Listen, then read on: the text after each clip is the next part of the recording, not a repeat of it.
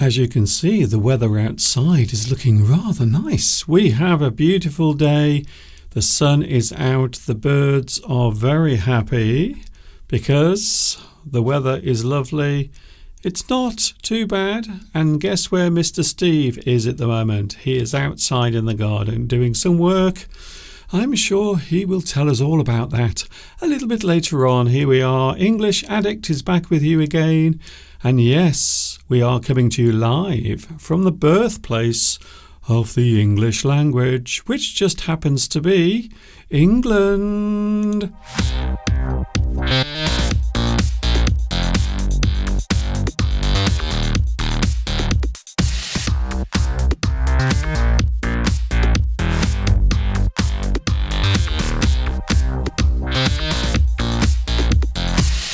We are back together again. It is so nice to have you here, joining me live on YouTube. It is very nice to be back. In fact, hi everybody. This is Mr. Duncan in England. How are you today? Are you okay? I hope so. Are you happy? I hope you are feeling happy. I hope everything in your world is super duper. I really do. My name is Duncan. I talk about the English language. You might say I am an English addict. We have lots of things to talk about. A big subject, a big topic, and also one that might be interesting to some of you if you are learning English, or of course if you are learning anything. Because in this world there are many interesting things around. Maybe something that is not interesting to one person might be interesting to another.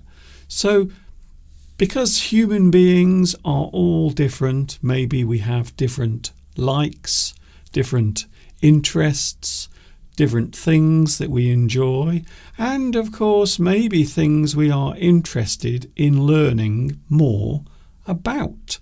So that is one of the things we are looking at today, learning. I think, and this is my own opinion by the way, it doesn't have to be true, it is just what I feel, and who knows, it might be real, it might be true, it might be very, very important even. But I think we never stop learning. I don't think there is a period in our lives where we stop learning something new. I think today you might learn something new, and perhaps I will learn something new as well. So every day is a new experience, and of course new opportunities to learn new things. And I think it is true. A day without learning something new is a day wasted. And I think that is a very good phrase to remember. So whenever you go outside, whenever you explore somewhere new, I can guarantee, I am pretty sure, you will learn something new. I think so. So as we all go through life, there are things that we don't know, things we are unsure of, and of course these days it is so easy to get hold of information. You can find out things very easily. We have the internet. We have many places where you can find out about things. I used to spend a lot of time at the library.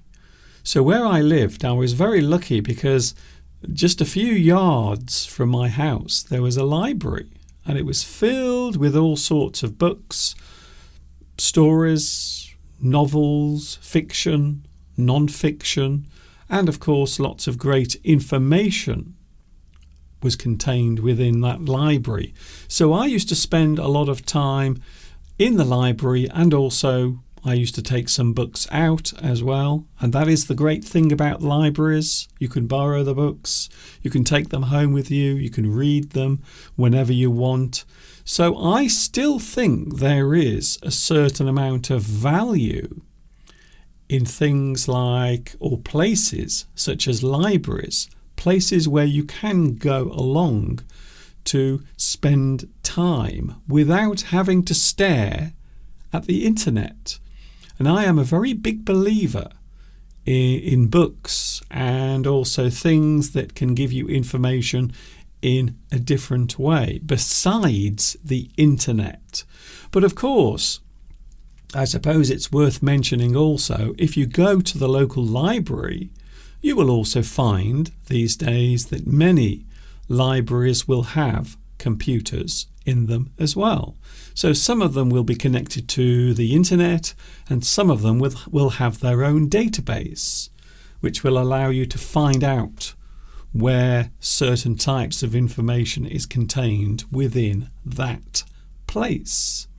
So I am a very big believer in encyclopedias, any sort of book, any sort of exercise book, something to help you learn something new. That is one of the reasons why I always say one of the best things to have is a dictionary, an English dictionary. If you are learning English, it is a great thing to have. And I would always recommend that you buy maybe a large dictionary. But of course, these days, if you want to be able to walk around and carry something in your bag, you can also buy a concise English dictionary as well. And of course, you can buy one that easily translates between your local language or your native language and the other language you are learning, which in this case will be English. So there are many ways of learning, many ways of picking up information. You pick up information. I like that expression. So if you pick up something, it means you are gathering or you are absorbing some sort of information. And I think every day we learn something new, even as an adult. And I know it is a cliche, something that lots of people say all the time, but I do believe you are never too old to learn. And I do know that I have lots of people watching on here today who are learning, they continue to learn, and they want to learn more. Always be hungry. That's what I say. Not just food, but also information, things you can learn. It makes the world a little bit more interesting when you learn more about it. I think so. Hello to the live chat, by the way. Hello, live chat. If you want to give me a lovely like, please send me a like and I will be ever so thankful. Congratulations to Mosen. Congratulations, you are first on today's live chat.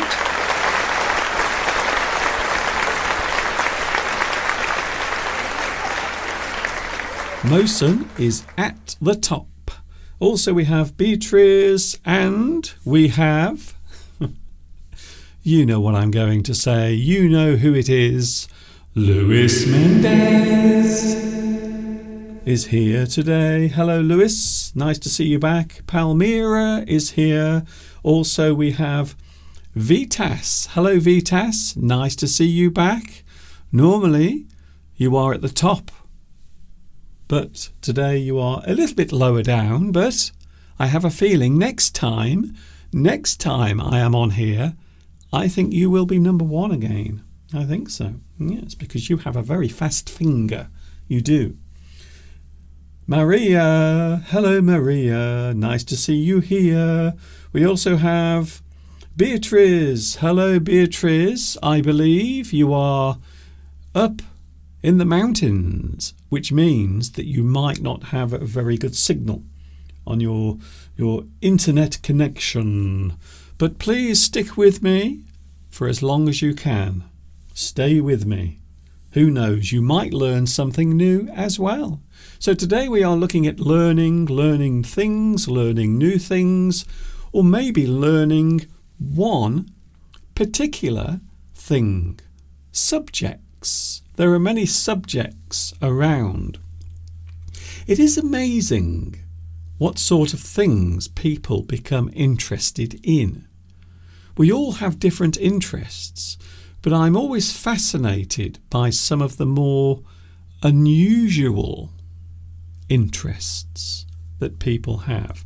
So we can think of lots of things, maybe things generally in the world, maybe if you are interested in a particular type of thing or subject, maybe you are a very big fan of nature, maybe you love nature very much, maybe a certain type of animal, maybe you are crazy about a particular type of animal such as a dog, maybe you are a dog owner, maybe you have a cat, maybe you are interested in all sorts of animals, maybe you have a general interest in nature like I do. I'm very interested in nature, and I was looking out of my window this morning and I noticed, well, first of all, I suppose I should explain yesterday, because we did have a nice event take place yesterday, a lovely natural event.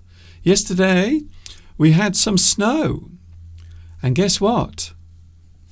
I couldn't resist filming it for you.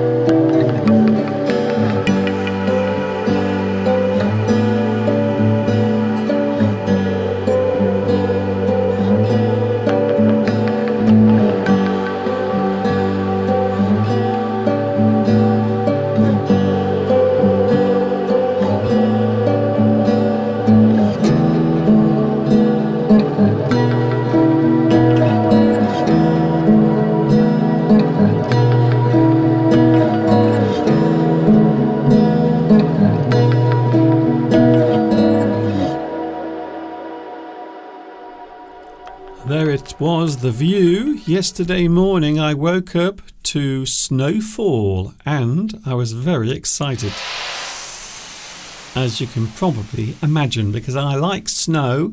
I like being outside in the snow when it is snowing, but I also like to be in the house looking out of the window when it's snowing as well. I have to say, sometimes it is a nice place to be. When you are in the house, it is nice and warm, and you can look out and watch the weather taking place and doing its thing. And nature is one of the things I am fascinated by. Animals, plant life, weather events, anything really. I woke up this morning and I noticed in the distance there was a lot of snow that had fallen on the mountains in the distance. So near where I live there are also mountains. I know, Beatrice, you like going to the mountains, but guess what? I have mountains near my house, and this morning I noticed that some of them were covered with snow.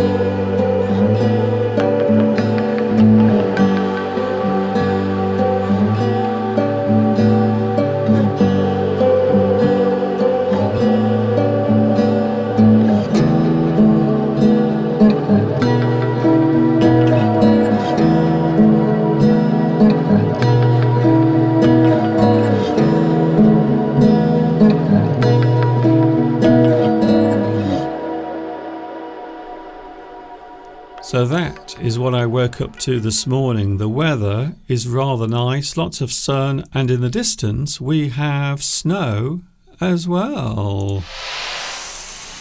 English Addict is with you today, and I shall give you your 5-minute warning. Be prepared, because in around about 5 minutes from now, this guy will be on your screens. What has Mr. Steve been doing this week? So there he is, warming up, getting himself in the mood to join us all on the live stream in a few moments. I suppose it is unusual to have snow at this time of year, but to be honest with you, we can have snow much later than this. So it isn't unusual to have snow in early April. So it is possible to have snow quite late. I think in the past we've had snowfall around Easter as well.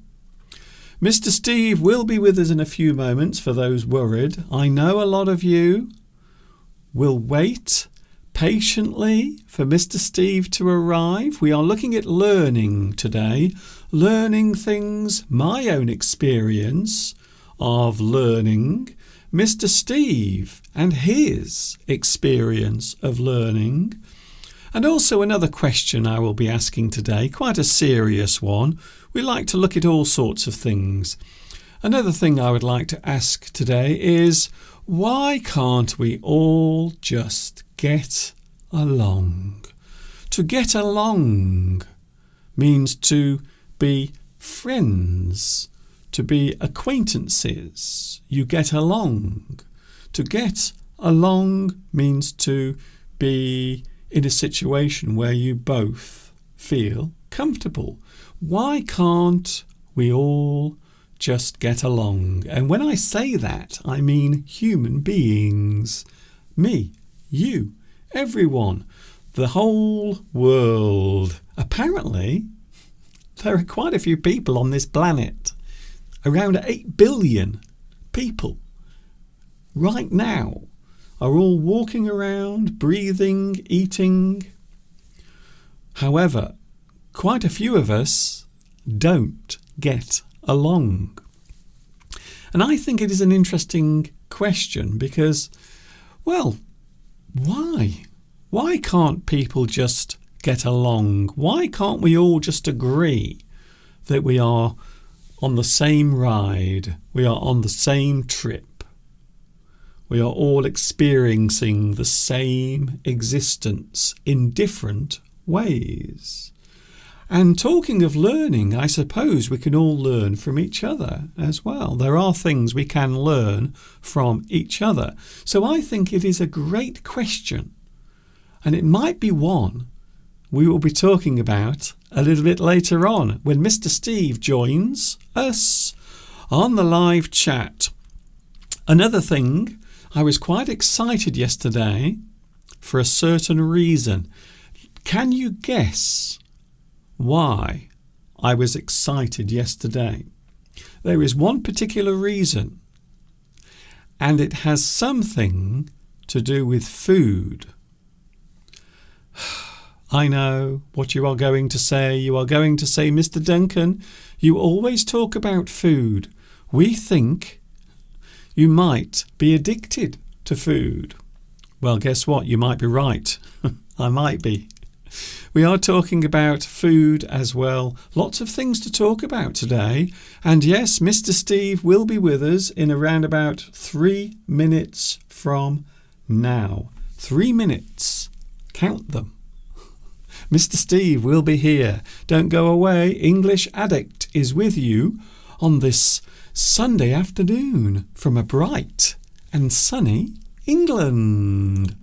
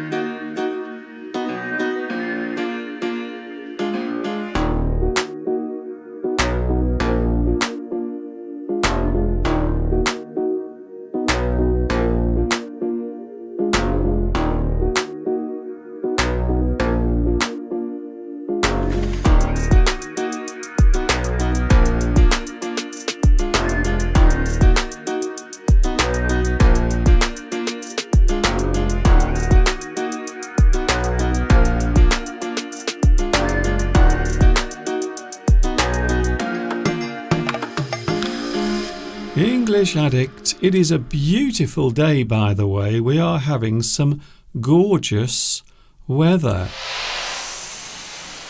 Look at that. It's such a lovely day. We should be outside. Well, there is one person who was outside earlier, and I'm sure you know who it is. He's back in his comfortable corner, looking rather bright today. We have so much sunshine coming into the studio. I actually had to put something up to cover the window because there was so much light coming in. Yes, you know who I'm talking about. It is the one and only. He is the man who can, quite often. A busy man, it is, of course, Mr. Steve. Hello everybody. Hello wonderful viewers from across the globe. It is a beautiful day today, Mr. Duncan. I have been outside in the gorgeous spring sunshine because I think it is officially spring after the 1st of March. And it's gorgeous out there. We had a frost this morning. It's about -1 around here last night, but that frost has gone and I've been wading through mud and cutting back plants before the weeds cover them. I'm trying to do some good work out there. I've had some really good exercise, Mr. Duncan. I feel fighting fit, ready to tackle whatever the live chat will throw at me today. Well, you know what it's like, Steve. Sometimes the live chat can get quite busy, and there is always something to talk about. Today, by the way, we have a very interesting subject. We are talking about learning, how to learn. And I know it seems like an obvious subject, but actually we very rarely talk about it, you and I.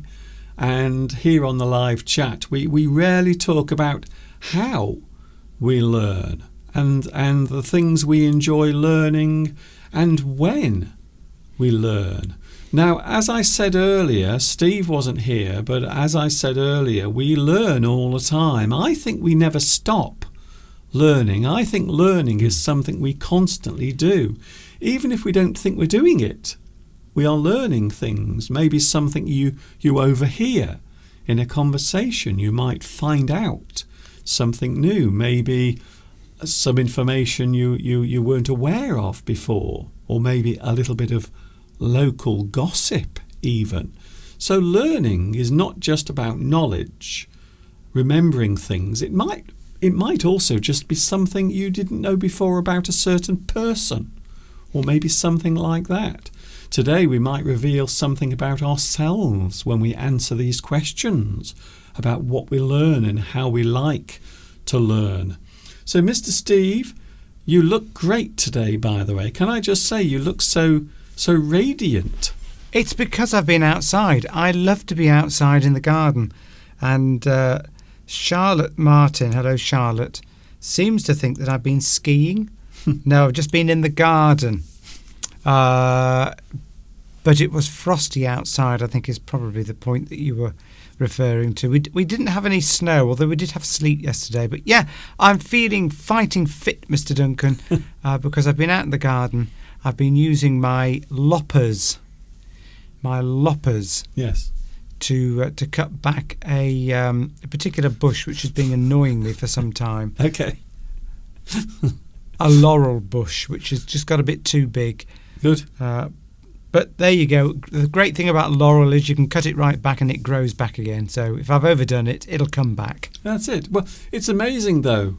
Even during the winter. So you wouldn't think that things would grow during the winter, but they are sort of, some things carry on growing, especially evergreen trees that are always green. So they are always doing something, even during those cold winter months. Charlotte says I've got white circles around my eyes. You do. You well, you know why? It's the lighting's wrong. No, it's all those years of you wearing sunglasses. No, it's not that, Mr. Duncan. It isn't. No. I can't change the colour of your skin. I don't look like this in real life, Charlotte. I think I need more light on me, Mr. Duncan. More like, okay, let's just see. Let's just see if yeah, I can't change your skin, Steve. But this isn't what it looks like in real life. Okay, is this what we're doing now? Is this what we're doing today?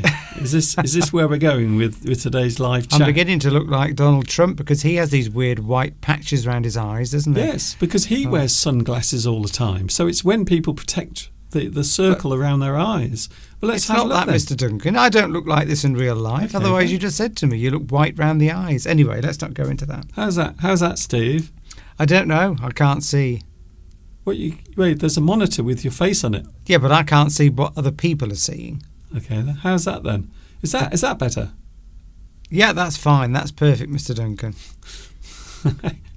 I can't change the actual structure of your skin. That's what I'm saying. It's very hard to do that. See, now you look like you're standing under 1,000-watt light. It looks very strange. Is that better, viewers? Is that better? Everyone, please don't start saying that Mr. Steve looks green.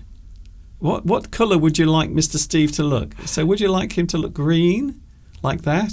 Or would you like him to look purple, maybe? That's quite nice. I think you look great purple. Or maybe we can just have you as your usual colour. Mr. Duncan's always fiddling with his knobs. Yes.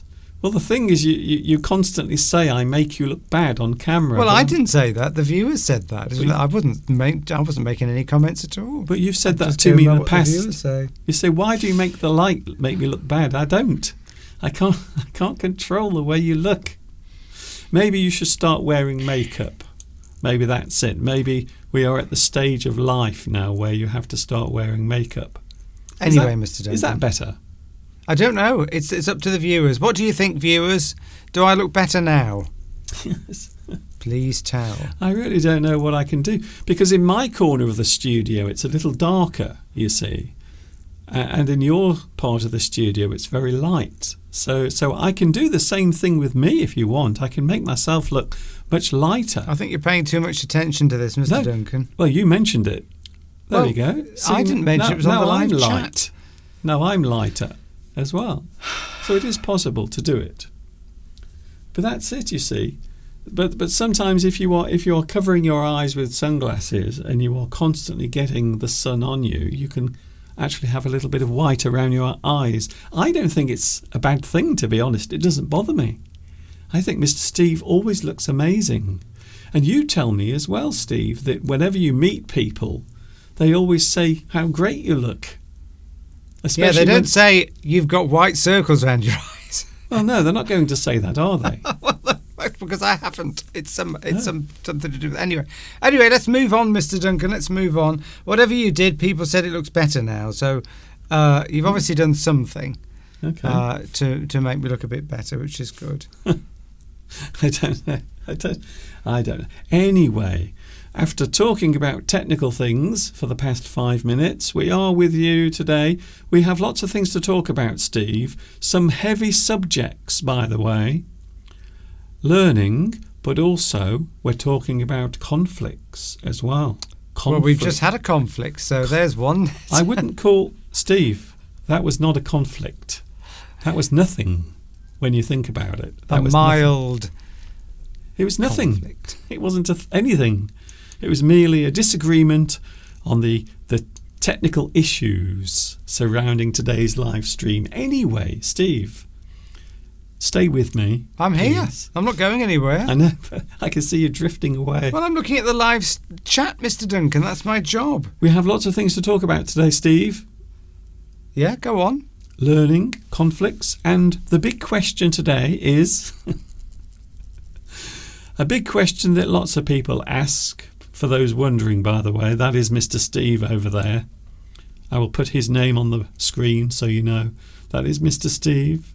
He is the handsomest man in this room, apparently, according to Steve. A big question today, Steve, is why can't we all just get along? Do you ever ask that question? Yes, I think we often do that, don't we? Particularly when there's conflicts around the world.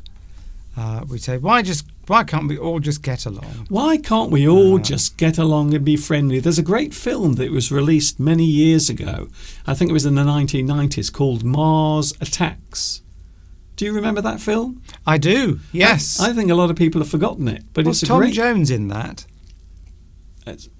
Sorry? Did Tom Jones make a cameo appearance in that? He did, didn't he? Wasn't he singing a song? Yes, Tom Jones was in Mars Attacks. Okay, good. I'm glad we've established that. Jack Nicholson was also in it. And I think, if I remember rightly, he played the president of the world, or the USA. That's right, he did, didn't he? And there were all these aliens came from Mars. And I think it's a great story because there is a wonderful scene towards the end of the film where Jack Nicholson, his character just wants everyone to live in peace. And he asks the aliens, who seem to have a habit of vaporizing people. And he asks, why can't we all just get along? And guess what the alien does? It kills him. It vaporizes him. Yeah, because sometimes enemies like those aliens, and maybe in other conflicts that we have around the world, sometimes your enemy is like a crocodile. You try to be nice to a crocodile and it will just sit there and look at you and take no notice whatsoever, and eventually, given the chance, it'll just bite your head off. Because some people are just bad and they have no feeling or thought for other human beings or anybody else. And you can be as nice to them as you want and as tolerant of them as you want, and they'll just laugh behind your back, and given the chance, they'll bite your head off.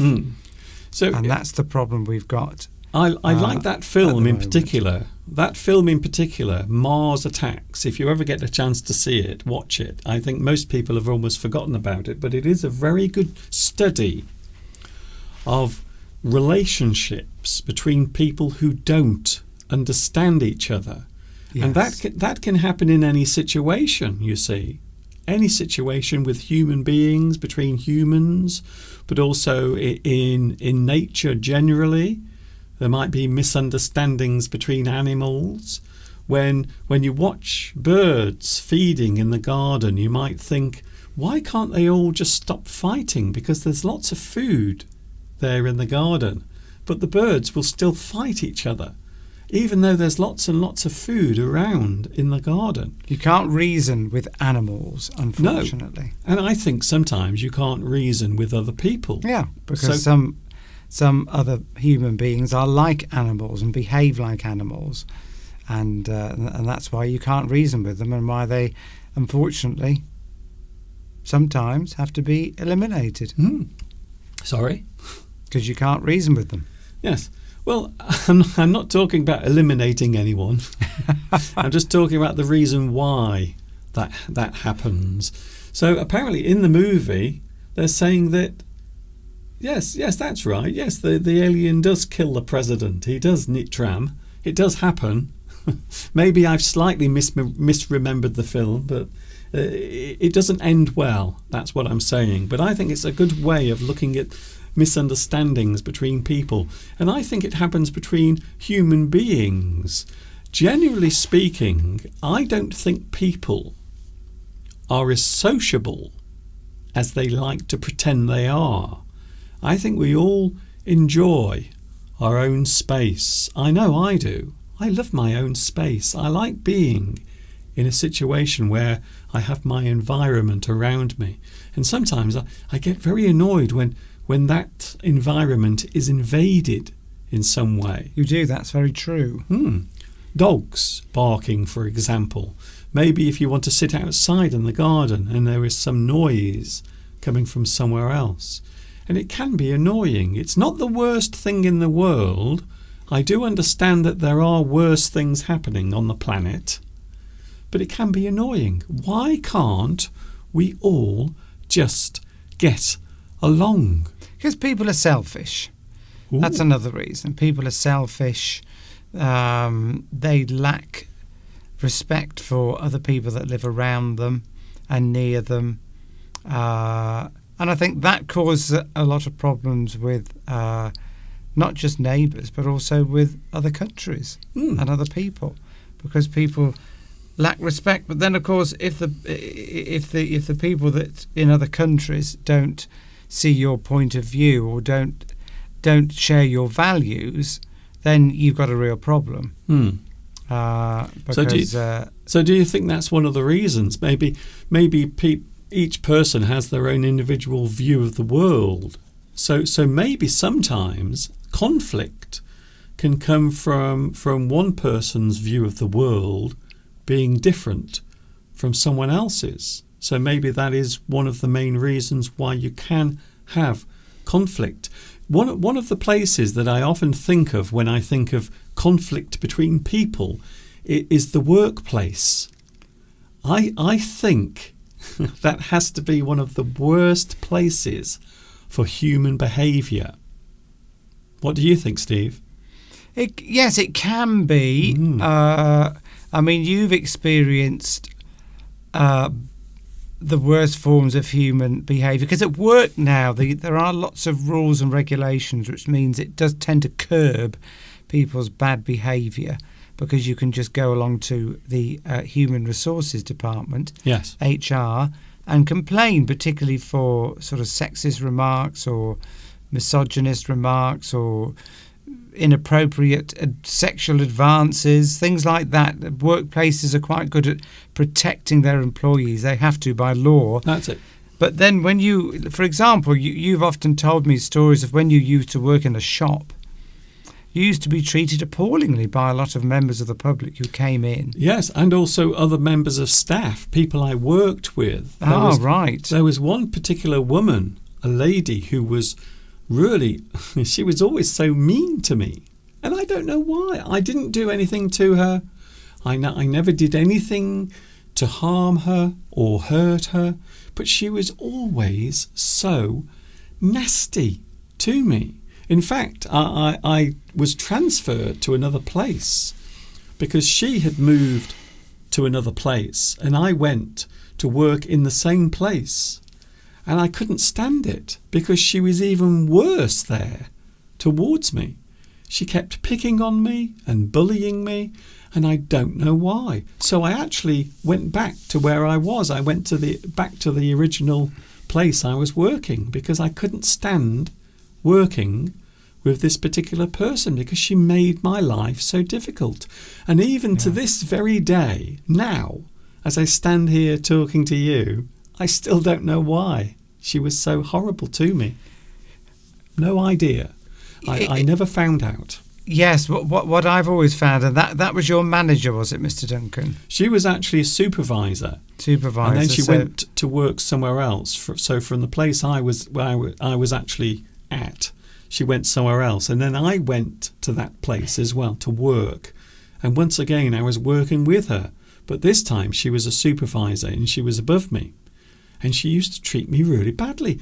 And even now, sometimes at night, I wake up and I think to myself, why was she so horrible to me? I still don't know. And that is one of the things. So I think sometimes conflict between people, sometimes you can't even explain it. It just happens. It's organic. It just happens. It's working on a level we don't understand. Sometimes, I find this. Sometimes I meet somebody and I just don't like them. And I don't know why, but sometimes it's almost like a gut instinct. I think when we meet people, we make very, very quick judgments of them based on our own experience of the world. I think we make very, very, within a few seconds, we pretty much judge people and weigh them up and put them into some kind of pigeonhole in our brain. Yes. Oh, they're that type of person, or they're that type of person. I think we automatically do it. Our brains are gathering lots of information about people's expressions, the tone of their voice, their mannerisms. Or even their appearance. And we very quickly make an assessment of that person as to whether we'll like them or not based on other people that we've met in the past that are like them. I think we'd almost do it automatically. We're often wrong, of course, but often right. Yeah. So I think that this is a type of defence mechanism. I think we are all protective of ourselves to a certain degree. Some people are very protective, and maybe they don't want other people to know about their private life or the things they do, and others are quite open. So it is strange when you meet another person and sometimes you like them straight away, and other times you might be a little maybe suspicious of them, or maybe you don't like them at all, even if there is no reason. You just don't get along.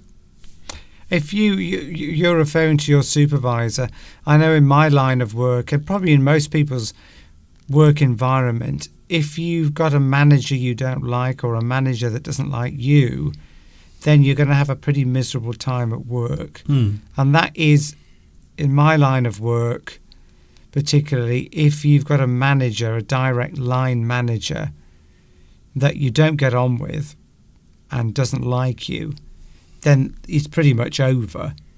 Unless they do something that warrants a complaint, then in my experience you're better off just leaving, because it's just going to be miserable otherwise. Yeah, like your situation. Yeah, I would. Can I just say, I always feel bad when I'm defeated by those situations. So I will try to stay in that situation, even though it's making me feel uncomfortable or awkward. But after a while, you have to give up. And that's what happened in that situation. So this woman was she was so cruel to me, horrible, that I had to go back to the other place I was working at. And I told people why. I didn't keep it a secret. I actually did complain about this person. I said this person was literally bullying me and harassing me and making my life really difficult. And that's the reason why I went back to the other place. And it did cause quite a stir at the time. But I never found out why she was like that towards me. But it happens. I know that there are people watching now who might not like me. They might just be watching because maybe there's something interesting happening. But surely not, Mr. Duncan. Who couldn't like you? You might not like me. You might go, oh no, not him. Not that guy. He's been on YouTube for so many years. So many years. Many, many years. Not him again. Is he still around? You certainly can't. Rose has asked me to pronounce a sentence, which I will do. Where and were. Where and were. I'm not sure why you want me to pronounce that, but I've done it anyway. Where and were. So where is often asked as an inquiry. Where? Where are you going? To a place, a certain location or direction. Where? W-H-E-R-E. And then, of course, were. Were. Something referring to the past or something that was going to happen but is no longer happening. We were going to go to the cinema tonight. Were you at the party last night? So I hope that helps. Where, were, that is the difference. And of course, where can also be an abbreviation of we are. So where, going out tonight. So that particular one is an abbreviation of we are. So I think it's a pretty big subject. I know it's a big subject, but I do worry sometimes why people don't get along, and it can be misunderstanding. It can also be different points of view. I suppose when we talk about things like politics as well, political points of view, your way of looking at the world around you. So from your own perspective, which I think is a great word. Perspective is just the view that you have, the way you see the world around you through your eyes, and also the way you process everything you see around you up here in your brain, It's a lot of things going on at the same time. So maybe that's another reason why people don't get along, Steve. Different opinions. Different opinions, that's right, yes. But a lot of times you take your opinions and values from your parents, don't you, quite often? Oh, yes. And so pretty much your parents have a huge influence on you. Good one. And pretty much, whatever your parents are telling you before the age of 7 is hard wiring itself into your brain. So if they're in there, they're pretty much going to stay there. Yes. Unless you are the sort of person who's prepared to read and take a broad perspective on the world and what is happening in the world, and which is something often we see that religious people often don't do. Well, as that's they only interesting. See things before you go on, Steve, from a very narrow perspective. Steve, wait there before you go on. When we talk about things you've learned as a child, I think that's very important. I think that is. So maybe the things that your parents instruct to you as a child can have quite a long-lasting effect on your life. And you did briefly mention religion, but it can be anything really as well. Maybe the politics of your family. Yes. Maybe that can have an effect on you. However, the effect can either be negative or positive. So something your parents do won't necessarily mean that you will follow it. You might actually go the opposite way. A very good example, I suppose, is both of my parents used to smoke all the time. My father would smoke. My mother used to smoke all the time when I was younger. She would always have a cigarette in her hand. Now, you would imagine that would encourage me to smoke, because that is the thinking. Most people think if your parents smoke, there is a good chance that your child will eventually take up smoking. In fact, it had the opposite effect. It put me off smoking. So I did not smoke. I didn't start smoking at all. I've never smoked in my life because of my parents. So it doesn't necessarily mean the things that your parents do or tell you are the things you will follow. You might actually still go the opposite way, which I find even more fascinating. Yes, that might be a bit different, because that's something that obviously you find out later on in life is bad for you. Well, habits are learned. Habits are learned, but things like opinions and sort of political bias and things like that, you're definitely going to pick those up from your parents. But they do say that if your parents smoke, you are more likely to smoke. Definitely. But I think, pretty much, parents have a huge responsibility to teach their children the right way to live. But I'm hearing cases now of teachers. We know people who are teachers, and the children now are going to school and they don't even know how to use a knife and fork. And they don't know how to write. Or clean their teeth. Yes, I know. They want to now have people go into the schools here in the UK to teach children how to clean their teeth, because a lot of kids now are going to school and they're not even cleaning their teeth. So we have to then teach them once more all of these basic things that you would expect the parents to actually teach. So I think teaching comes from all over the place. So learning and being taught, or being a teacher, of course, they all have their own successes and their own failures, and also their own strong points and also weaknesses as well. So I think it is difficult these days being a teacher, but parents are very influential. I think so. One of the things I always remember about my parents is they were quite open-minded with other things. So even though they liked smoking all the time, They were quite open-minded with other things. They never pushed me in any particular direction with thought or how to think. Maybe religion that you mentioned a few moments ago. I was never really pushed in any direction with religion. Even though my parents would sometimes go to church, I would go to church. And I was aware of religion and Christianity, for example. But it never caught on. I never felt anything from it because my parents never really pushed me towards it. So I was able to look at all aspects of that particular subject, not just one. And then you come to your own conclusion. So that's what happened to me. I know in your family, Steve, your mother was quite religious. She was a very committed Christian woman all her life, but my father wasn't. So Mum used to go to church on Sunday. Dad didn't go. He wasn't a believer.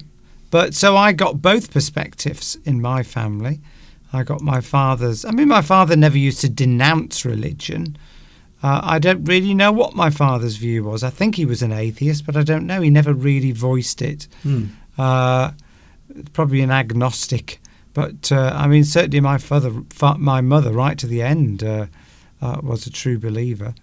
But then that's how she was brought up. You know, her mother instilled that very strongly into her and took them to church. And so, you know, if your parents are very religious, then chances are, if you're taken to church from an early age and that's drummed into you, chances are that's how you're going to be as well, because it'll be hardwired into your brain. Yes. But I did sort of go to Sunday school like you and went to church a bit, but it was, I don't know when I stopped going, actually. I don't know. I think I got both influences with my parents. Yes, it's quite interesting. So these things are all there in your past, and they do have the ability to form you as an individual. And maybe those differences of opinion or feeling or perception is actually what causes the conflict. So I find it quite an interesting subject. We're going to talk a little bit more about learning in a few moments, Steve. Okay. On a lighter note, something arrived yesterday, didn't it, Steve? We went out for a meal in town. Oh, yes. And we were very pleased to find out that they are back. The hot cross buns have returned, everyone. I'm very pleased to say that my favourite snack, other than cheese scones, have returned. The hot cross bun. Of course, as we approach Easter, a lot of people will be making and also buying and preparing hot cross buns. They are absolutely delicious. And yesterday, in our local cafe, we were able to sample them, and I can safely say they were as nice as they always are. And Mr. Steve, I think you are, at some point, maybe next week, you're going to try and make a large hot cross bun. That's right. I'm going to. I did make it last year. The mixture, the bun itself is a religious sort of symbol, isn't it? For Easter with the cross on it. But the actual recipe itself it can be adapted into other forms. It's just bread. So I'm going to make not a hot cross bun. I'm going to make the same mixture, it's basically a bread mix with some mixed spice in it and some fruit and a little bit of sugar, and so it rises in the same way as bread does. So it's not a cake as such. So you put some mixed spice in, the sort of mixed spice you would put in a cake. I'm not talking about the sort of spice you would put in a curry. I'm talking about other spice that you would put in like a cake. Cinnamon. cinnamon and a bit of a nutmeg and a bit of ginger maybe. I think a bit of ginger goes in there as well. And that will go in there with some fruit, some dried fruit, some currants and raisins, not too many. And you just cook it like bread, but it's sort of more like a sweet flavour. And I won't put a big cross on the top. No, there's no need to do that. We don't need to do that. But it's the same mixture, but we can cut it and slice it like normal bread. So make it into a large loaf. You will bake a loaf. I was going to do it this morning, Mr. Duncan, but we needed some normal bread, so I ran out of time. That's all right. Don't worry about that, Mr. Steve. It doesn't really matter, to be honest, when you think about all the other things happening in the world. I don't think it matters that much. We're having a quick break so I can drink some water and soothe my throat, and then we are back asking some direct questions about learning. What do you learn? Is there a certain subject you are learning at the moment? Is there something you are learning right now? Is there a subject that you are interested in? All of that coming up in a few moments from now.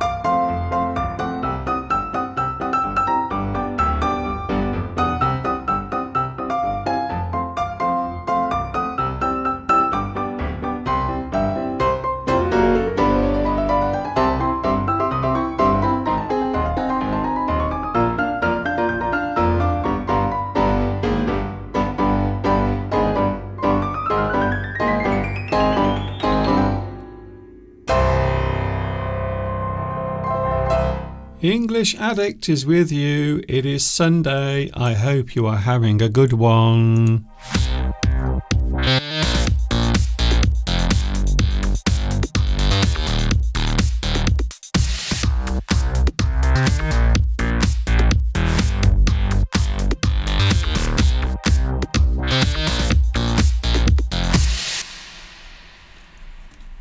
We are back together, English Addict. Please give me a like. If you like what you see, give me one of these and I will be ever so happy. It would be lovely. Really helps Mr. Duncan's channel if you give Mr. Duncan a like. And that voice you can hear in the distance. It is. Mr. Steve is with us as well today, enjoying his comfortable corner. I have to say you look lovely today because we did have the sunshine coming right into the studio. And one of the things I always get excited about at this time of year is when the days get longer and the sun is much higher in the sky and everything starts to look lovely. All the daffodils are starting to come out and you really feel like going outside. Which I did. Yeah, you did today.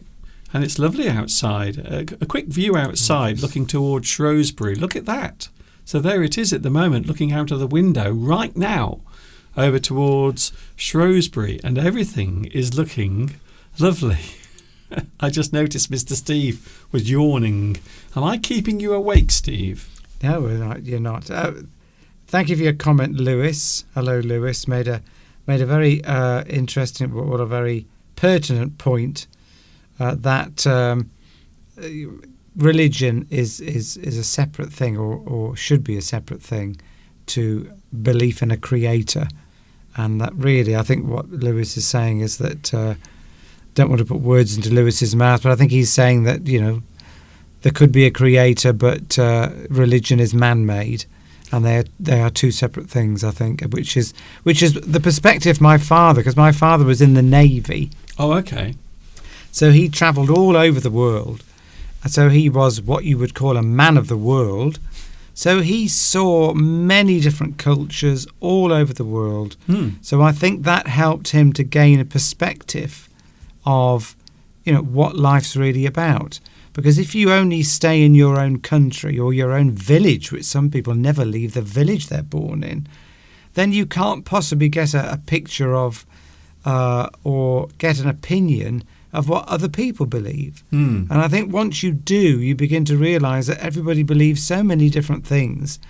Like my father did, he visited all cultures, saw all cultures, all religions, all everything. And I think something my father instilled in me was that there isn't one right way.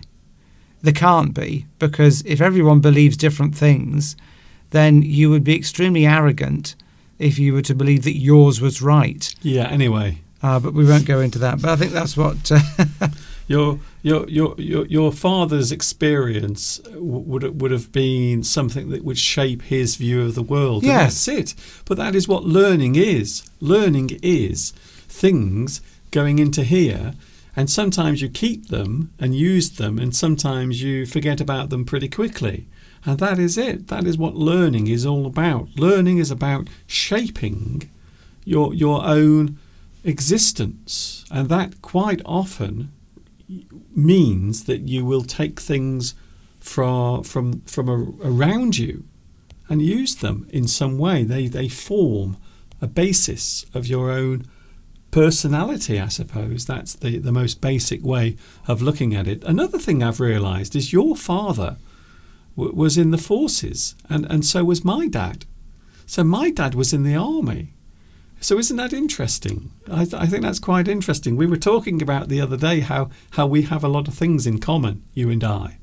And that's another one we have in common, is that your father was in the Navy, and my father was serving in the army as well. So that's very strange. In fact, my dad, this is interesting. I've never mentioned this before. My dad wanted me to join the army. Now, think about that for a moment. Me in the army. I know, because when I met you, what did you weigh? 8 stone? I was very skinny, very thin. I think, actually, if I tried to join the army when I was younger, I don't think I would have passed the medical exam. I think they would have just told me to go away, do something else, try to find something else to do with your life. You are not an army type of man, to be honest. So I find that quite interesting. But that is it, isn't it? There are many ways of learning things around you. And this leads me to my question, Steve, today. Here's an interesting question. Right. Not that one. That's for later. That one. How do you learn? How do you learn? And I've never looked at this before. So you would imagine, Steve, that I would have done this before in the past, but I've never actually directly approached this subject. So how do you learn, generally speaking? Now, I know in the past, growing up, I would often read encyclopedias, books, things like that. So that's where I got a lot of my knowledge and ability from. And I suppose some of it I got from school. But as we will be talking about later, that is not always the case. So how do you learn? Mr. Steve, there are many things. I imagine you are a person who is always interested in things. You like to gather information and find out new things. So how do you normally learn something new? If you approach something you've never done before, how would you normally do it? Well, you see, in the old days, when I say the old days, pre-internet, I'd go to a library and look at a book on a subject if I wanted to learn about it. But now we can just hop onto the internet, can't we? And I must admit, YouTube is a very it's a good source of information, but you have to be very aware that it might not always be accurate. Ooh. But if you want to do things, for example, I wanted to drain a radio. I wanted to do something. What was that? I wanted to drain a radio. Oh, that's it. No, it was when I was doing my repairing the wall outside the house, and I wanted to learn how to mix the correct way to mix mortar and concrete. I just went onto YouTube, and there were all these videos there telling me how to do it.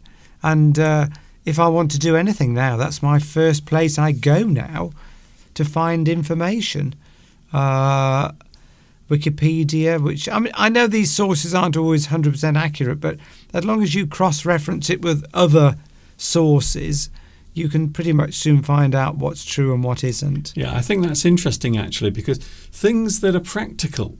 So what you're talking about there are things that are practical, a practical thing that you have to do quite often with your hands. Maybe you want to build something, or maybe you want to repair something, so you have to find out how to do it. So from that point of view, it is more practical how to do something. And you are right, Steve, YouTube is a pretty great place if you want to come and learn something, maybe English. Maybe you are listening to my English right now and you are learning how to listen and understand. So you can learn very easily on YouTube, and there are so many resources, so many ways of learning. So I think that's a good one, Steve. I think so. One of the things I always regret, I wish I had been born a little bit later.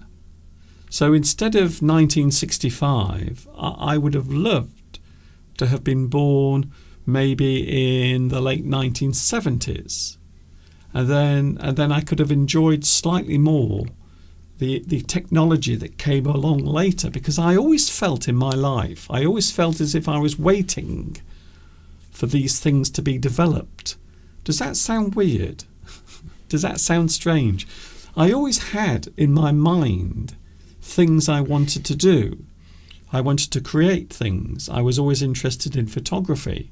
I always thought that filming would be great, because my uncle had a cine camera and he would always film things. So that got me very interested in that. The only problem was none of that technology existed. So I always felt as if I wish I'd been born a little bit later, maybe 10 or 15 years later.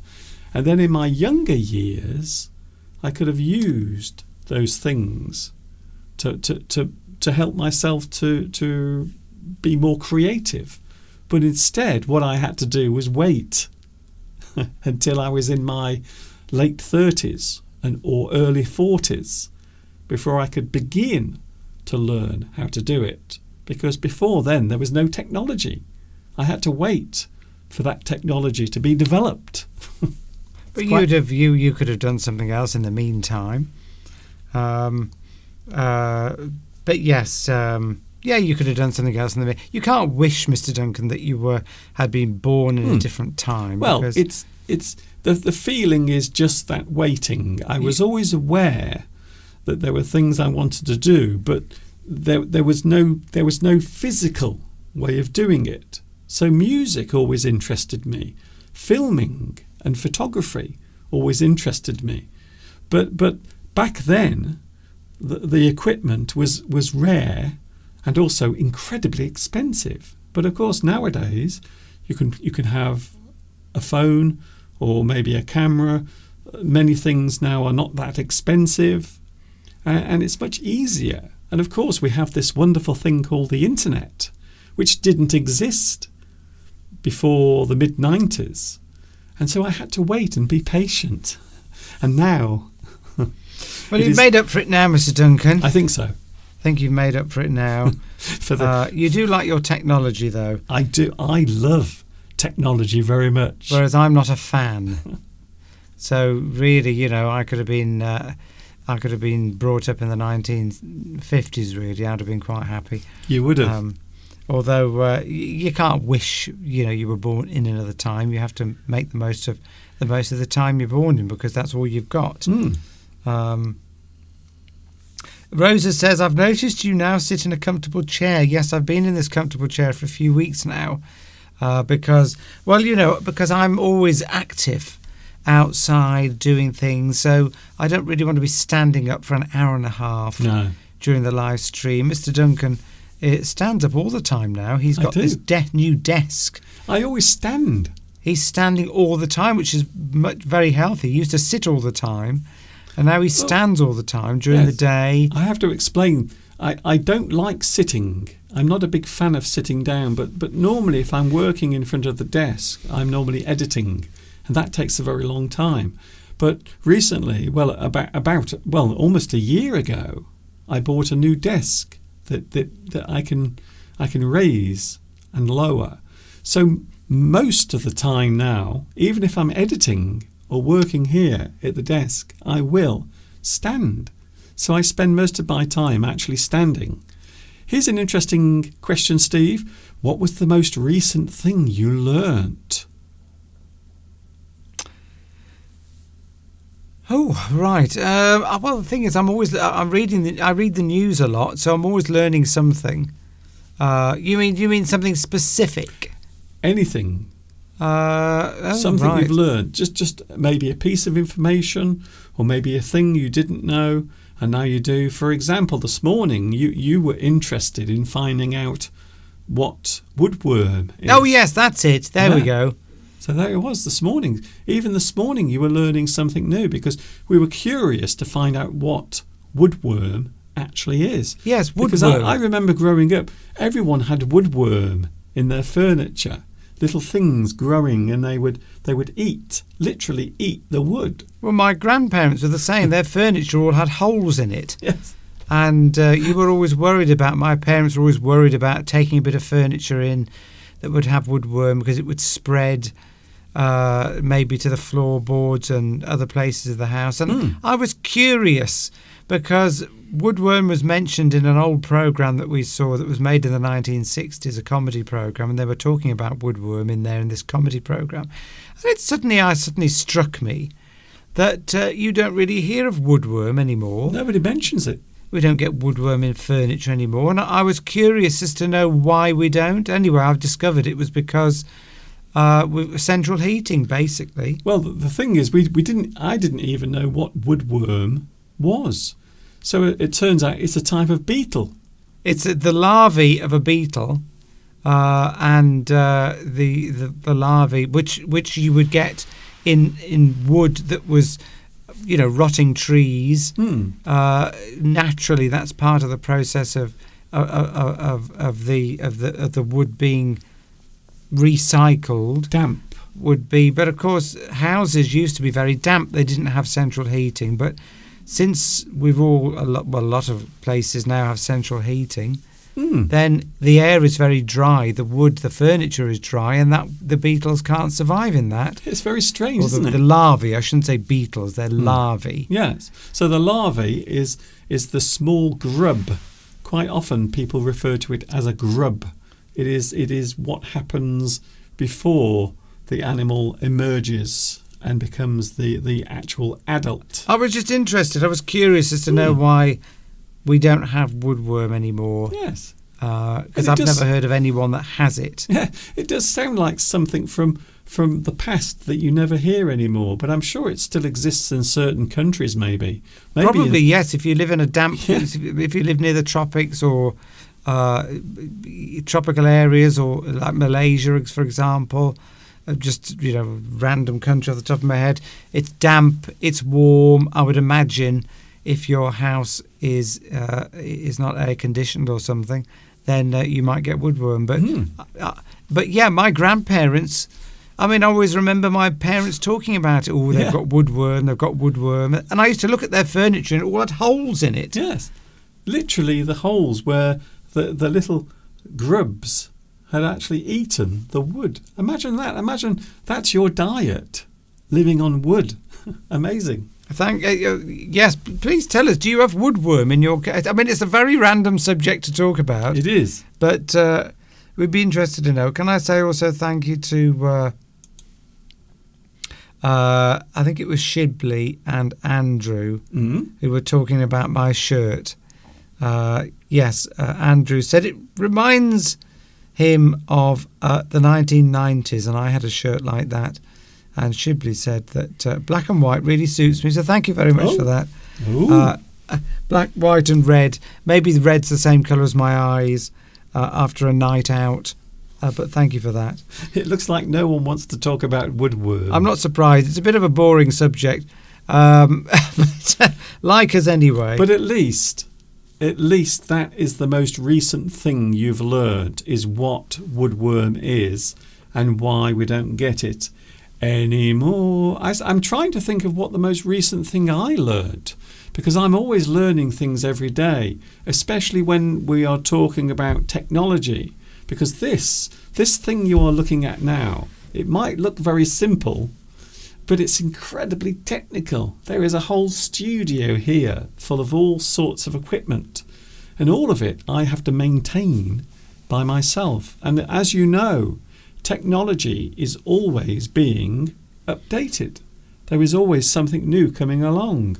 So I have to learn things almost every day, almost every hour. Yeah, and actually the problem I find today is that there's too much information coming at you. Ooh. You can learn. I get to the point where you can literally never tear yourself away from the internet or the mobile phone. There is, if you're the sort of person who likes to learn about the world and about things, it actually becomes, I find it becomes stressful after a while, because I go from one news story to the next, and then that will trigger something for me to go somewhere else, to go and look at something else. And you've just got this. I mean, you've mentioned this before, and I think it can become a problem where you can't sort of switch off. You almost become addicted to watching things and learning about things on the internet. So, and I'm trying to recognise now when I know I've overdone it. I start to feel a bit of stress coming on. Yes. When my brain is getting too much information coming at it. I don't think you're alone with that feeling. I think a lot of people do complain that there is too much to absorb, and I feel like that sometimes, because I have to do all of this by myself. So everything you see, I'm the only person that works and does all of this. It's all created by me. So everything you see, if it appears in my video or anything nearby, and if I appear on a video or live, everything involved has been created by me. I have to do all the work, and that includes the technical side. And sometimes I find it hard to keep up with all of the developments, especially over the past few months, because now we have artificial intelligence coming in to all of the different types of technology. If you blink for 3 seconds or whatever now, then the world will pass you by. Yes. And I mean, you're very good at this, Mr. Duncan, keeping up to date with new technology, about what's going on in the world of technology, mobile phones, things like that. And I think if it wasn't for work for me, then I don't think I'd have had a mobile phone. No. Well, at least not a modern one. I probably wouldn't have bothered with the internet I'm always very slow to adopt new technology. You're very quick at adopting because you like it. It's something you're interested in. And somebody else mentioned earlier, I think it was Saturino, I can't remember now, about in the car. Yes, it was Saturino, about too much technology in the car can be very distracting and confusing. And I agree with you there. Yeah. Well, one of the frustrations you have now is when you get into the car, there are so many things you have to do before you can even drive away. You used to just get into the car, turn the key, into gear, off you go. But now you have to press a button for the dashboard to come on, and then you have to adjust settings that you might like, and then you have to plug your phone in and wait for that to connect. and then set your sat nav, and that takes a while, and then it might go wrong, and then if you're trying to do it when you're moving along, it's distracting. It drives you crazy. Everything's become more complicated. We were promised that technology would make our lives simpler, but it's had the exact opposite effect. That's it. I agree. That's my moan for the day. If you are lucky enough to be interested in technology and things like this, because I love it. I love anything that's electric, something that blinks or something that carries out a certain task, cameras, machines, computers. I even managed eventually to build my own computer, and I never thought I would ever be able to do that. So I had to learn how to do that, and I built my own computer. In fact, it is the computer that is sending this stream to you now. So I felt very pleased about that, to be honest. So it is possible to learn. And the other thing I wanted to mention, Steve, age. Right, age, yes, age. Is quite often used as a barrier when we are talking about learning. Now, I believe, because we are not young, Mr. Steve and myself, we are not young. Speak for yourself. Yet, we are still able to learn new things. It might become a little more stressful sometimes doing it as you get older, but you're never too old. You are never too old to learn new things. And we have somebody, of course, from France who is, let's say, of mature age, called Lewis, who is always learning something new, and is very keen to learn. And that's what I want to be as I get older. I always want to be willing to keep up to date with what's going on in the world. Yes. And not just stop and then just sort of live in the past and then keep moaning about what's going on. Because, I mean, AI is here to stay. So I've got to at least know what that is about and how it might be able to, say, help me. It's certainly helping you already in the production of your videos. Yes, it speeds up. It doesn't replace me. I still have to be involved. But the way in which I can do things now has sped up. So it's not taking my place, because I still have to be there doing the work. But the processes are much easier and simpler. And faster.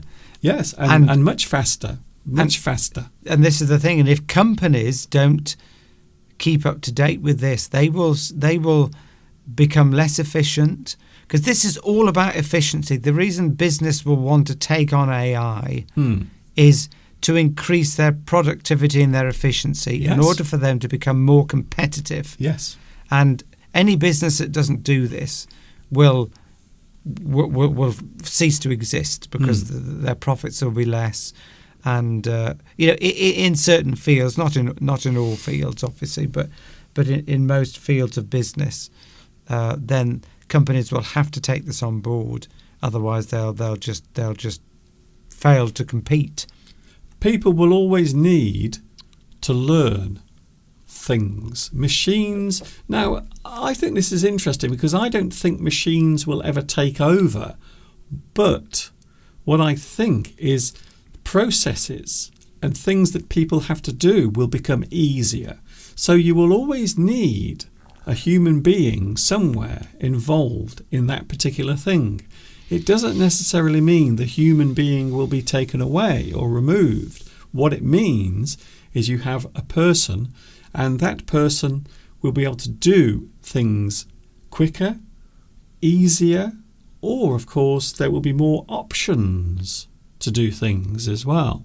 So I'm not afraid of machines, to be honest. I don't have such a fear, because I think there is always a use. And, of course, AI has been around for many, many years. Not just last year, maybe the last 50 or 60 years. Yes, So, in a less advanced form. yes, in various forms, allowing people to do things or process things or appear to have some sort of intelligence. But in fact, it's all human beings that are doing that. They are telling the machine to do that or how to do it. I remember back in the 1970s when a computer was playing chess. I mean, you could have called that artificial intelligence Exactly. at the time, and that's since the 70s. They've Yes. obviously just become more sophisticated as everything does. Thank you for your lovely comment, Inaki. It's not easy to find relaxing videos such as yours. Well, we're glad we're relaxing you, because we certainly don't want to stress you. And that we're trying to help people learn English. Or at least Mr. Duncan is. I'm just here as a guest on a Sunday. But Mr. Duncan's been doing this for, is it 15 years this year? No, this year it will be 18. 18 years. So yes. So thank you for that comment. I can't believe I've been doing this for 18 years on YouTube, but it's true.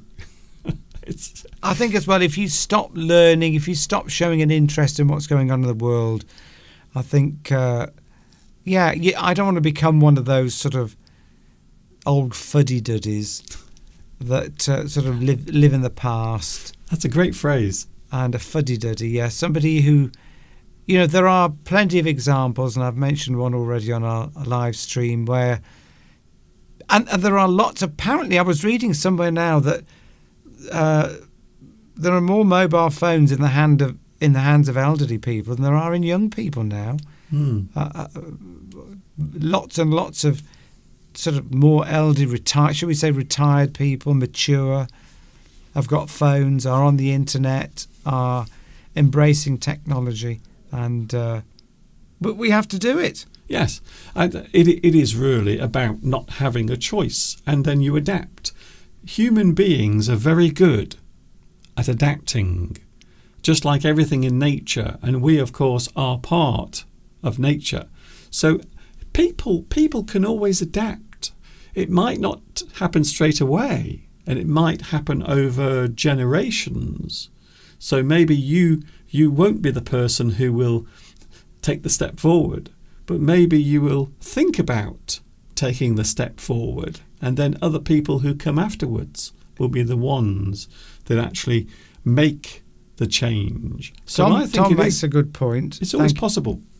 Sorry, Mr. Duncan. Yeah, Tom makes a good point. Yes, I mean, new tech has its benefits. Yes, we moan about it, but in a car, some of this new tech might well save your life. And that's very true. I mean, with my car's about 6 years old now, 5-6 years old. But it's got this, anti-braking technology in it. I don't have to set it, it's there.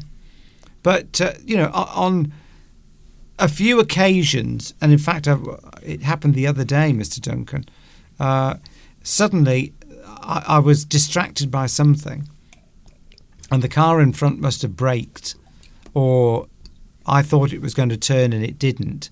And all of a sudden, I felt my seatbelt tighten up, and the car beeping at me, and it was braking. It thought I was going to crash into the car in front because the car in front did something, and I might have been perhaps too close.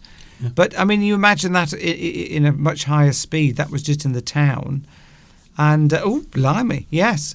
So yeah, technology can very much save your life, particularly in a cars. The technology has got very, very good. In fact, people are now having fun. Some naughty people on the road are having fun with people that drive modern cars, particularly Teslas. They are deliberately doing things to make them brake.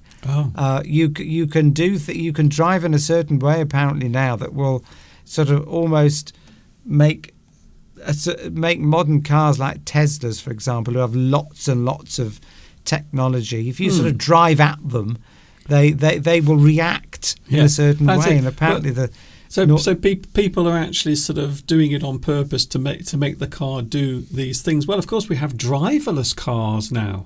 I didn't realise in certain areas, I think in the USA, in certain areas they have driverless cars. Now, I think this is a type of trial that is taking place. And I know in China as well, they are really speeding ahead with driverless technology, with cars. It's incredible. So all of that is still moving forward quite quickly. Oh, did you see what happened in America somewhere? I think it was it San Francisco or somewhere? I can't remember where it was, but they tried to introduce driverless cars, and the local people attacked this car and burnt it. Oh, yes. Did they? What was this something to do with them worried about the cars taking over the world? I don't know what it was, but this taxi company introduced driverless cars. That's it, yeah. In the city. I don't know which city it was. And some of the locals, because they were so afraid of this or didn't want it, they attacked it and set it on fire. It sounds like almost something out of a film. Yes, they probably thought it was sent by the devil or something. It is the devil's car. It did seem a little extreme, although, of course, they haven't perfected this technology yet.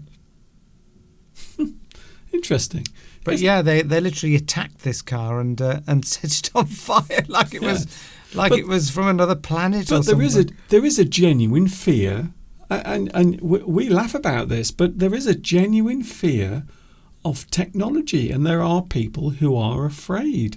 So I remember here in this country during the COVID outbreak, there were all sorts of crazy ideas going around about certain types of technology that might be involved, and they were attacking certain things around them.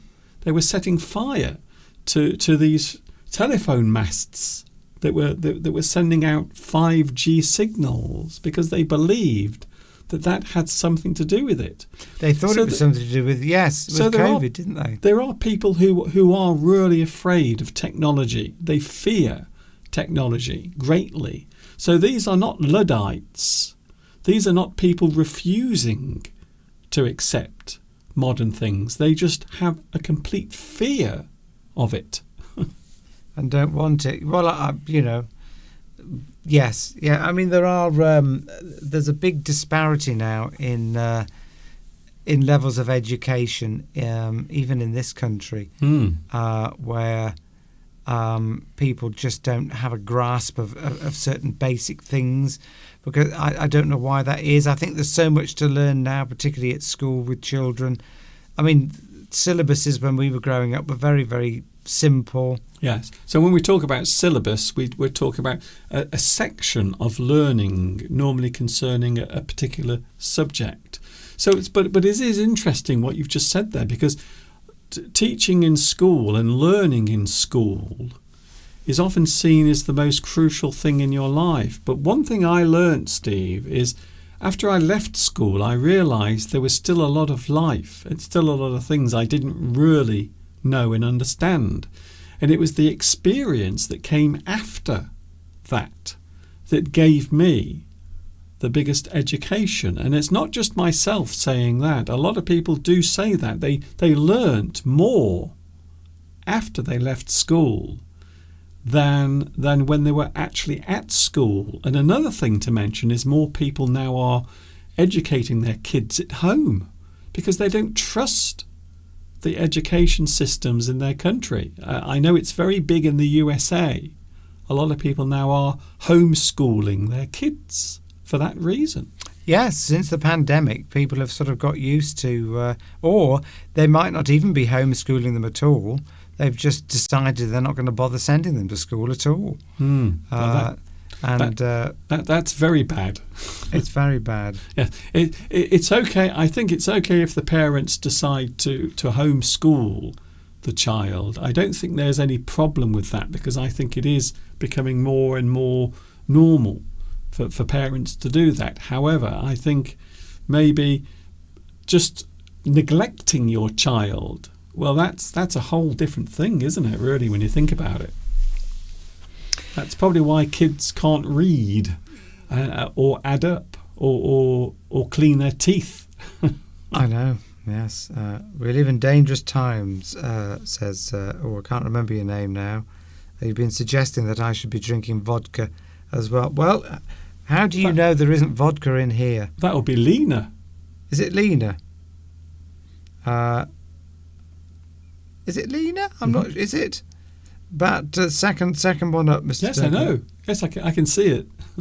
I think it's Lena, isn't it? But if it's Lena, she's been suggesting that I should be drinking vodka. Oh, I see. Well, all I can say is, what could be in here? It looks like water. You do Is it realise vodka? that's what Lena used to say all the time. That was the joke, wasn't it? We always used to talk about vodka as a thing. Or was that Lena? Sorry, yes.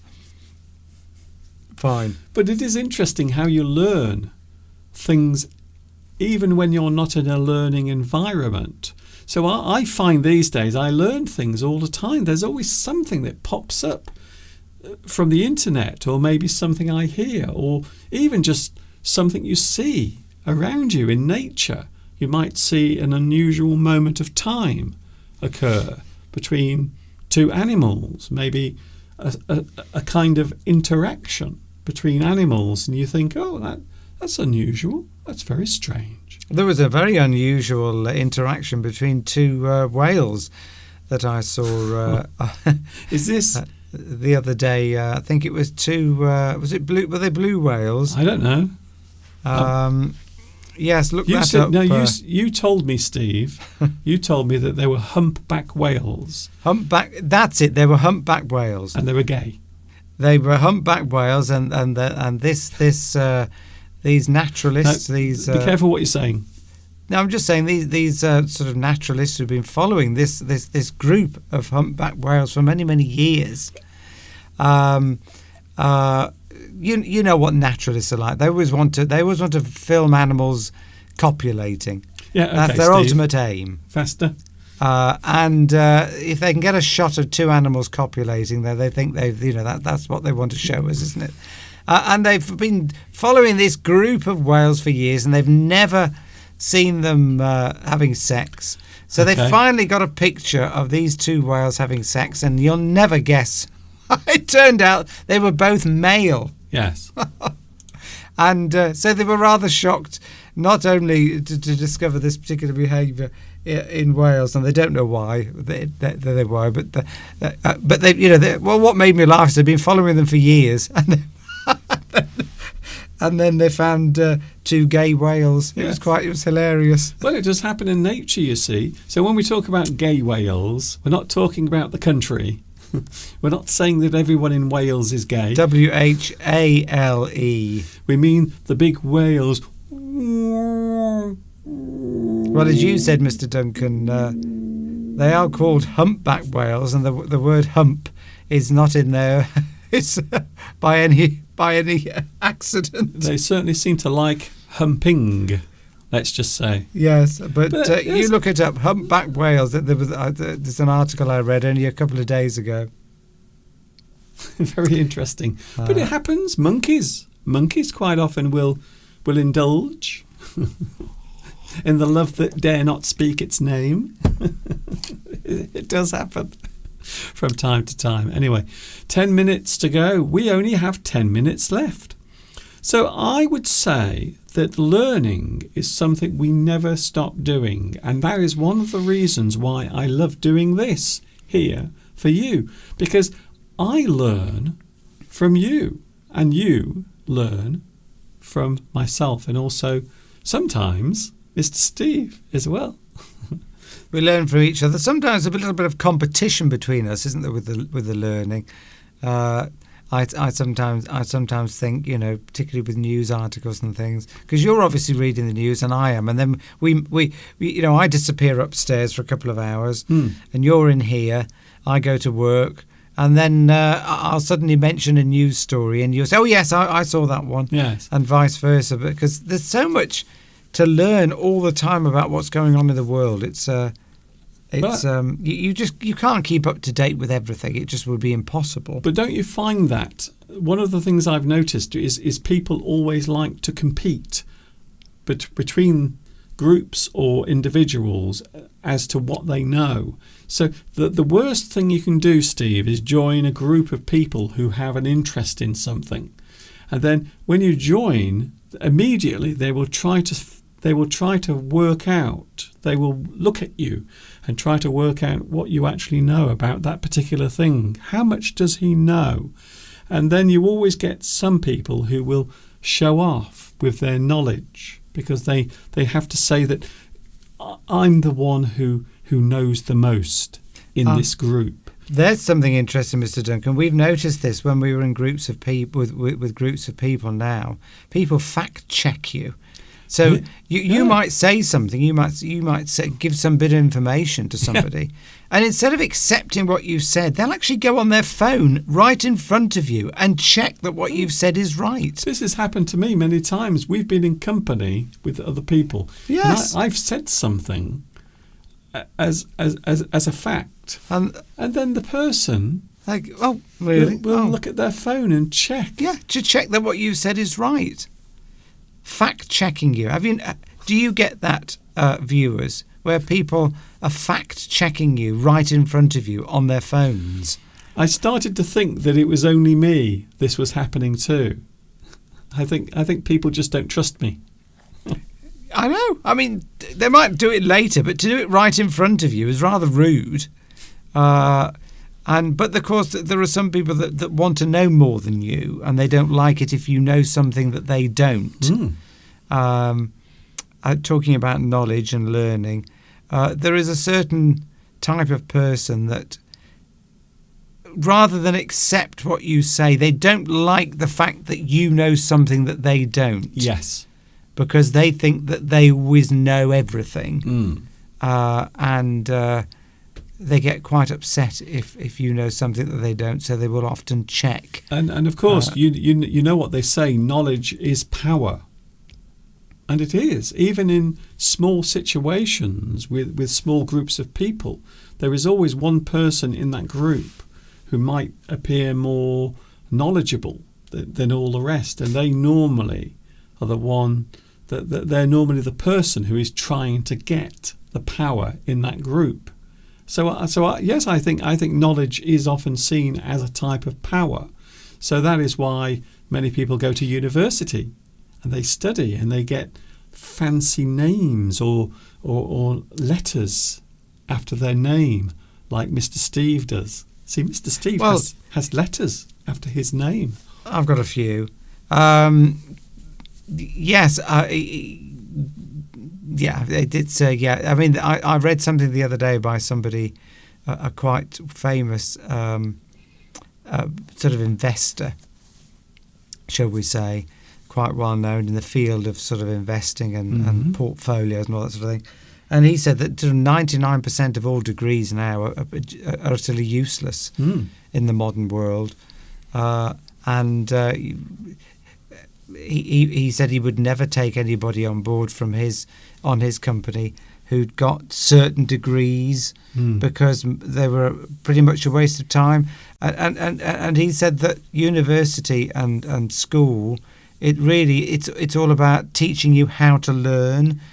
You really learn when you start going out into the real world. Yes. And that is very true. Yes.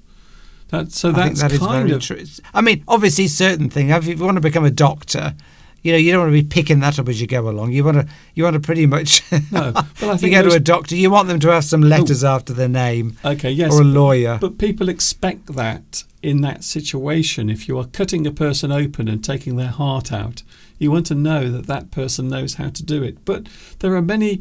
They call them junk degrees because they are worthless. So that person will go to university. Humanities is a good one. Social studies is another. I think humanities, art, maybe to a degree, as it were, if you excuse the pun. But did you know the most valuable degree you can have? And here is a great bit of advice for those out there who aren't sure what they want to study. Engineering is the one. Apparently, engineering, a degree in engineering or skill in engineering, apparently is the most powerful of all the degrees you can have because it allows you to move into big industries very big industries, they are always looking for fresh brains that are interested in engineering. And the reason is because they always want to have a fresh outlook or a fresh way of looking at things. So they always want people who have engineering degrees. And it can move you into all sorts of fields. Yeah. Of course, weapon development needs engineering people who have graduated from university with engineering degrees. So apparently that's the one. If you want the most valuable of all the degrees, engineering is the one, apparently. So Beatrice says, yes, you're right, engineering. Beatrice is saying that her family are always fact-checking on Google what she's saying. It must be very difficult these days to be, because knowledge used to be, if you were a teacher, university professor or something like that, you were like a god, because, you'd built all this knowledge up over all these years, but now you can just find out this knowledge in seconds by just Googling virtually anything. I mean, I don't think you could find out from Google how to do a heart transplant. No. But, there are certain things you never probably... I mean, for all I know, you can. If you Google how to do a heart transplant, it may even be on there. I don't know. I don't think people are trying it, though, are they? But I don't think... they're not going into their kitchen. They're not getting someone to lie on the kitchen table and then start performing open heart surgery on them. So I don't think that's actually happening. But generally speaking, I think knowledge is a very strange thing nowadays, because we don't need to learn. It's almost the opposite. I think people are becoming more stupid because knowledge or information is so available. So you don't need to remember it. All you need is your phone. So if you need to know something, you just get the information straight away. It doesn't mean that you are learning that thing. It just means at that moment you have that particular information. Whereas in the past, you had to learn it. You had to remember it. You couldn't carry an encyclopedia or a large, thick book around with you all the time. But nowadays, of course, the world is at your fingertip. It's still impressive, though, when you talk to somebody and they know about a subject, because there's only so much you can learn from going on the internet. That's true. And I think there'll always be a place for lecturers and things like that. But yes, knowledge, learning. It just keeps your brain active, doesn't it? Learning something new. Particularly as I'm getting to that point in my life when I might be thinking of retiring from work. You can't, I don't want to just stop and do nothing. I've got to do something that keeps my brain active, that keeps me, stops my brain deteriorating. Yes. Well, that's something that should always be there to a certain degree or a certain amount. That you are never too old to learn. I would like to leave today with something positive, you see. Positive. So we can take something positive away from that, which is you're never too old to learn. There is no point in your life where you should sit down and say, that's enough. I can't learn anything new in this world. There is always something. There is always an opportunity somewhere. Quite often you have to look for it. It doesn't come and say, hello, I'm your new opportunity. Sometimes you have to search for it or find it. You have to look. And that is part of the fun. Part of the fun is finding out what interests you, what makes you excited, what gets you out of bed in the morning and makes you feel excited to face the day, that sort of thing. So one of the things I love doing is this. So this always makes me excited and playing around with all the technology involved as well. So you are never too old to learn new things. Can you believe it, Steve? We have come to the end of today's live stream. 2 hours. I'm feeling hungry, so it makes sense that an hour and a half has passed. Yes. So I've been on for 2 hours. I hope you've enjoyed today's live stream. Lots of things to talk about. You can watch this again, all of this, if you are feeling brave. And later on, there will be lovely captions underneath as well. It might take a few hours for YouTube to process this video, but in the meantime, you can watch Mr. Duncan's video on the phrase "an elephant in the room." Yes, and learn something about. It's only a short video, so you can learn something from that. Did you enjoy my video, by the way, where I was dressed as an elephant? That is the only time, the one time you will ever see me dressed as an elephant. So if you haven't seen it, check out that video. Thank you, Mr. Steve. Thank you, Mr. Duncan. It's been Thank you, wonderful viewers. It's been lovely. And look forward to seeing you all again next week. And there he was, Mr. Steve. Have a good week, and I hope you will join us again next Sunday. Thank you, Mr. Steve. Isn't that lovely? So there he goes, Mr. Steve. And he will be back with us next Sunday. Of course, we are into March. Don't forget, this is March now. We are in a brand new month, a very busy month for all of us as the days become longer and everything becomes milder and more lovely. I hope you will enjoy the month, and I hope we will all make the best of it. Thank you very much for watching. Thank you for joining me today. It's been a very busy one. Big subjects. Sometimes we like to talk about those big subjects, and I think it is a good idea to do it as well. Thank you for your company. Thank you for joining me. It's been lovely having you here, and I will see you on Wednesday. I'm back with you on Wednesday. So as usual, there will be another live stream on Wednesday, more things to talk about, and of course you are very welcome to join in.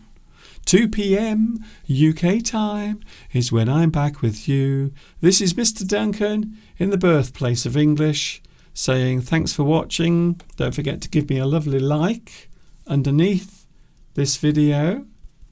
If you can, it would be very, very nice. See you on Wednesday, 2 p.m. UK time is when I'm back with you. And of course, until the next time we meet here, right here on YouTube, you know what's coming next. Yes, you do.